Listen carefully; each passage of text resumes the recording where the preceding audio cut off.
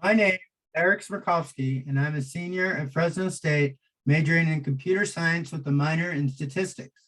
I'm going to present the Bulldog virtual interface, which is a project that Jorge, Nathaniel, Narendra, and I submitted to the 2022 NASA Minds competition under the supervision of Professor Sikoti.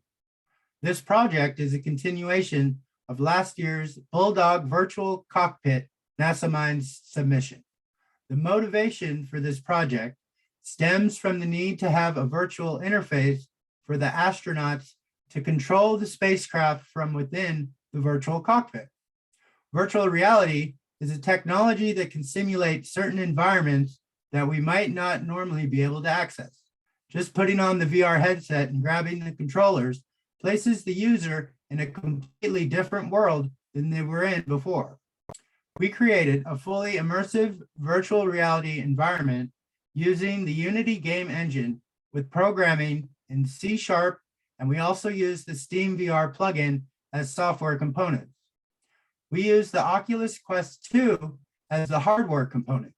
Within the virtual space, we designed two keyboards to act as virtual interfaces, one having a standard QWERTY layout that we are all used to, and the other keyboard having a circular shape where the user selects keys by selecting a block of buttons and then selecting the desired key in a hierarchical fashion. The interaction with the virtual keys was achieved by the user through 4 input modalities. The first modality we designed uses a laser pointer from the hands where pressing the trigger selects a key.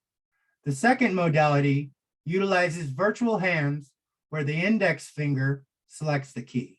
The third input modality uses a method where a laser pointer comes from the head of the user and key selection is achieved with the trigger.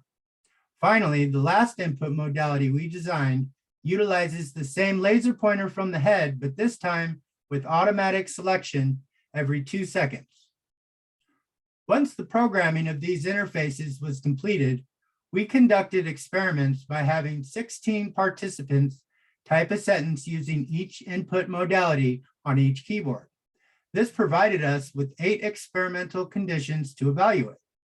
During the experiments, we recorded the typing speed for each condition in JSON files, which we evaluated using a Python script. The user provided feedback on symptoms experienced with a VR symptom questionnaire for each keyboard. We also collected data on the mental workload with the NASA Task Load Index and utilized the system usability scale to understand the participants' usability level. When we analyzed the results, we found that there is a trade-off between performance in terms of usability. The hierarchical keyboard had the worst performance because it requires more commands to select a key. We found that the fastest performance was achieved using the finger touch control using the QWERTY keyboard layout. We also found that the results are unclear as to the impact of each input modality on typing performance for the 2 keyboards. The workload and usability still indicate that it is possible to improve the overall performance. Future works will include the evaluation of additional input modalities, such as a dwelling time that decreases based on repeated correctly typed characters and increases on repeated incorrectly typed characters. We also will implement keyboards of varying sizes, such as a pop-up method, which displays a small pop-up menu on top of the pressed button groups.